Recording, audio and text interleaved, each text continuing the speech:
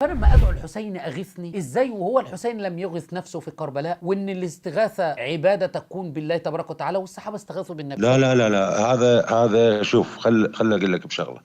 بالنسبه لنا احنا الزياره والاستغاثه على قولتك انت سميها الاستغاثه، احنا مو نعبد الحسين ولا نعبد القبور ولا نستغيث بالحسين بمكان رب العالمين. احنا ذولا وجهاء عند رب العالمين، ناس ضحوا من اجل رب العالمين، فلهم منزله شهداء نتقرب بهم من رب العالمين، لا اكثر ولا اقل. نفس هؤلاء المشركين قالوا ذلك: ما نعبدهم الا ليقربونا الى الله. هذه الاصنام اللي احنا بنعبدها هذه لتقربنا الى الله. فانت نفس قولك ده نفس قول ابو جهل وابو لهب يا شيخ محمد. فالمفروض النبي صلى الله عليه واله وسلم كان قال لهم: لا تاخذوا الاصنام قربة الى الله، لا، عندكم الحسن والحسين وآل البيت خذوهم قربة الى الله. وياتي النبي صلى الله عليه واله وسلم لاخراج الناس من عباده الحجر الى عباده البشر.